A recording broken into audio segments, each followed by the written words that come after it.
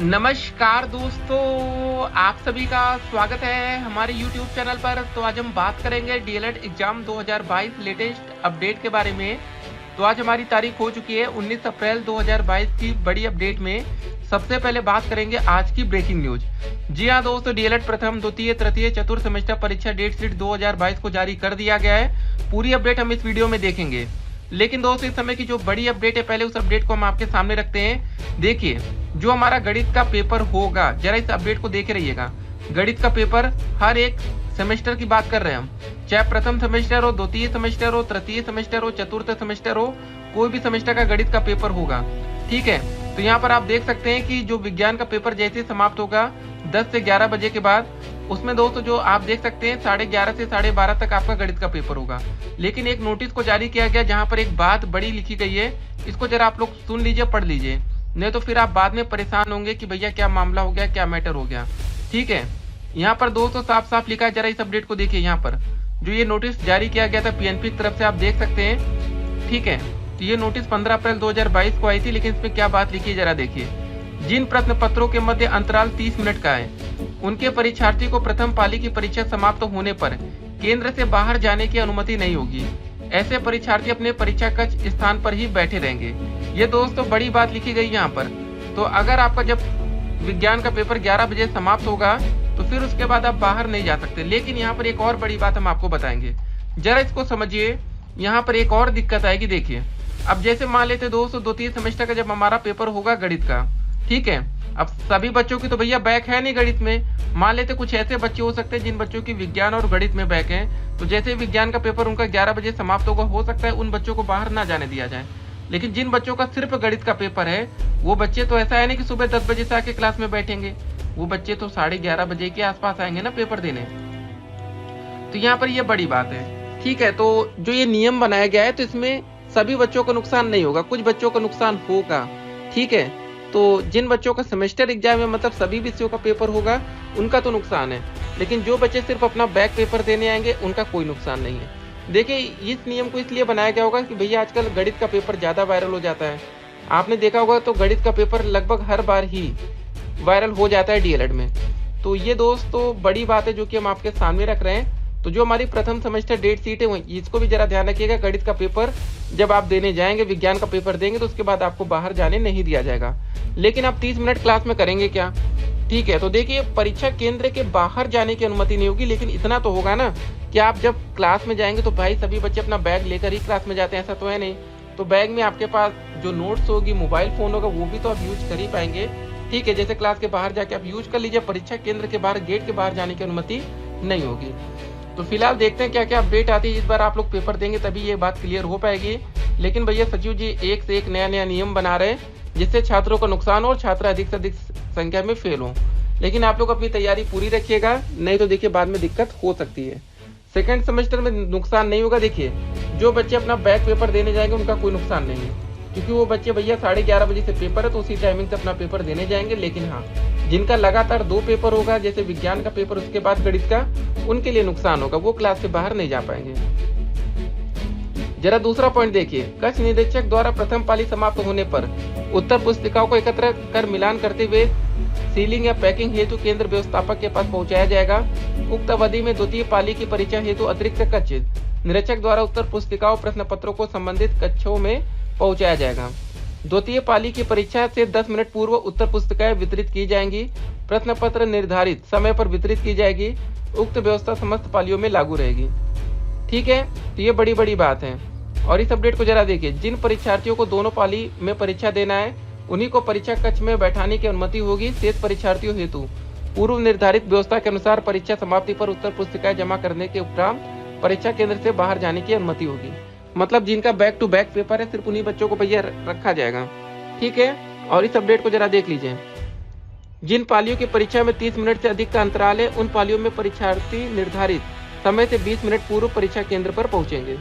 ठीक है, तो ये भैया पीएनपी सचिव ने बड़ा सोच समझकर एक प्लान बनाया कि हर बार जो 1-1 घंटे का गैपिंग दिया जाता था, इस बार उसको क्या कर दिया गया, 30 मिनट का कर दिया गया। और आप देख सकते हैं न्यूज़पेपर के माध्यम से भी अपडेट आई कि डीएलएड परीक्षा 25 अप्रैल से होगी। शामिल किए गए 1.5 लाख प्रशिक्षु। ठीक है, प्रथम, द्वितीय, तृतीय एवं चतुर्थ सेमेस्टर की परीक्षा का कार्यक्रम जारी कर दिया गया। तो ये दोस्तों बड़ी खबर है जो कि हम आपके सामने रख रहे हैं। तो मतलब सभी सेमेस्टर का एग्जाम कराया जाएगा, इसमें कोई डाउट नहीं है। और आप देख सकते हैं एग्जामिनेशन सेंटर, तो आगरा में दोस्तों सेंटर बनाया गया, अलीगढ़ में है, मथुरा में है, फिरोजाबाद में है, ईटा में, बरेली में, मुरादाबाद में, ठीक है, जेपी नगर बिजनौर में हो गया, कानपुर नगर में हो गया, औरैया में है दोस्तों, मेरठ में, गाजियाबाद, सहारनपुर, लखनऊ, प्रयागराज, प्रतापगढ़ में, झांसी में सेंटर बना है, जालौन में बना है, ठीक है, जौनपुर में बना है, गाजीपुर में बना है दोस्तों हमारा, मिर्जापुर में बनाया गया, आजमगढ़ में, गोरखपुर में, देवरिया में, बस्ती में, अयोध्या में, अम्बेडकर नगर में, सुल्तानपुर में बना है, गोंडा में बना है, बांदा में बना है, ठीक है, वाराणसी में बना है। तो यहाँ पर दोस्तों सेंटर बनाया गया है द्वितीय सेमेस्टर का। बाकी अगर आपके जिले में देखिए सेंटर नहीं तो फिर आपको दूसरे जिले में जाकर अपना पेपर देना पड़ेगा, ठीक है। तो आप लोग सेंटर जिस जिले में बना है ना, तो वहाँ पर परीक्षा केंद्र का नाम भी है। तो अगर वहाँ पर अगर आपका पेपर होगा तो कौन कौन से सेंटर होंगे इसको भी आप जाकर देख सकते हैं। और सारे सेंटर दोस्तों आप बता दें आपको कि सरकारी स्कूलों में बनता है, तो नकल की उम्मीद बिल्कुल नहीं रहेगी। तो अच्छे से तैयारी करिएगा, बाकी जो भी अपडेट आएगी अपडेट हम आप तक पहुँचाएंगे। तो भैया नियम कानून बड़े सख्त बनाए जा रहे हैं इस बार। और आप देख सकते हैं कि प्राथमिक शिक्षक भर्ती को प्रतियोगी ने शुरू किया आरटीआई अभियान। एक तो सरकार नौकरी देने का नाम नहीं ले रही और एक तरफ नियम ऐसा बनाया जा रहा है कि छात्र परेशान हो। बाकी यूपी टेट का जब रिजल्ट आया तो छात्रों में खुशी की लहर थी कि भैया बीएड के छात्रों को हो सकता है कि आने वाले समय में प्राथमिक भर्ती से बाहर कर दिया जाए। देखिए यूपी टेट का जब रिजल्ट डाउनलोड करेंगे तो यहाँ पर एक बात लिखी गई स्टार में, देखिए यूपी टेट 2021 की प्राथमिक स्तर की परीक्षा में सम्मिलित बीएड प्रशिक्षण योग्यता वाले अभ्यर्थियों का परीक्षा फल माननीय उच्च न्यायालय में योजित याचिका संख्या 15/12/2022 प्रतीक मिश्रा व अन्य बनाम उत्तर प्रदेश राज्य व अन्य में पारित होने वाले अंतिम निर्णय के अधीन होगा। ये दोस्तों बड़ी बात लिखी थी, इसलिए यहाँ पर डीएलएड छात्रों में एक खुशी की लहर थी। तो गाइस ये जो जारी किया गया है ना इस बार का मैटर, तो ठीक है, ये डेट शीट इसको जरा आप ध्यान में रखिएगा। तो कौन कौन से विषय में आपको बाहर जाने नहीं दिया जाएगा जरा समझ लीजिए। देखिए 10 से 11 और 11:30 से 12, मतलब गणित में आप बाहर नहीं जा पाएंगे, विज्ञान और गणित का पेपर साथ में देंगे। फिर सामाजिक अध्ययन का पेपर आएगा तो आप घूम सकते हैं बाहर जाकर, ठीक है। तो उसके बाद जब अगले दिन आप आएंगे हिंदी का पेपर देने, हिंदी का जैसे ही पेपर देंगे फिर उसके बाद देखिए 10 से 11 होगा, 11:30 से 12:30 फिर अंग्रेजी का, फिर अंग्रेजी में बाहर आप नहीं जा पाएंगे अगर आप हिंदी गणित दोनों का पेपर देंगे तो, ठीक है, मतलब हिंदी और अंग्रेजी का, ठीक है, गणित का तो अलग मैटर है। उसके बाद जब आप तृतीय सेमेस्टर की बात करें तो पहला विज्ञान का पेपर देंगे तो गणित में आप बाहर नहीं जा पाएंगे, ठीक है। फिर अगले दिन जब आप हिंदी का पेपर देंगे तो उसी के साथ साथ दोस्तों संस्कृत का जो कठिन पेपर होता है उसको भी बैक टू बैक रखा गया है, तो आप संस्कृत के पेपर में बाहर नहीं जा पाएंगे। लेकिन ठीक है, परीक्षा केंद्र के बाहर नहीं जा सकते, लेकिन इतना है कितनी भैया ऐसा भी नहीं हो जाएगा कि आप क्लास में अपनी पढ़ाई ना कर सकें, ठीक है। 30 मिनट आप ऐसा तो है नहीं टाइम पास करेंगे, 30 मिनट मिलेगा तो उसमें आप अपना रिवीजन भी तो करना है ना, ठीक है। जैसे देखिए इस समय ऐसा लगता है कि जो हमारे सचिव जी है उनको ऐसा लग रहा है कि डीएलएड का ये पेपर नहीं करा रहे, जो पहले नहीं होता था हाई स्कूल इंटर में जब आप प्री बोर्ड देते थे या छोटा मोटा पेपर देते थे, वैसा सोच रहे हैं। ये दोस्त इंपॉर्टेंट पेपर है, एक विषय में बैक लगने से बच्चों का प्रमोट रुक सकता है। तो सचिव जी को चाहिए कि भैया हर एक पेपर को पहली बात तो अलग अलग दिन कर देना चाहिए।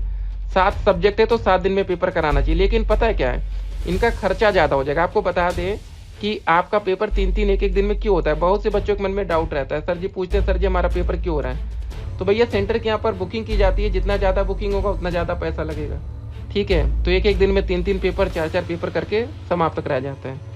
नहीं तो अगर आप चाहे जाए तो भैया रोज एक पेपर कराया जाए बढ़िया से, कि एक दिन वर्तमान भारतीय समाज का हो जाए, फिर प्रारंभिक शिक्षा का, फिर एक दिन विज्ञान का पेपर देने आए, फिर गणित का, सामाजिक अध्ययन का, हिंदी का, अंग्रेजी का। ऐसे पेपर हो तो बढ़िया आप स्कोर भी करें पेपर में, लेकिन यहाँ पर सोचा जाता है कि कितने कम से कम पैसे में हो जाए। जबकि दोस्तों आपसे फीस कितनी ली जाती है, 41,000 रुपये 1 साल की, ठीक है।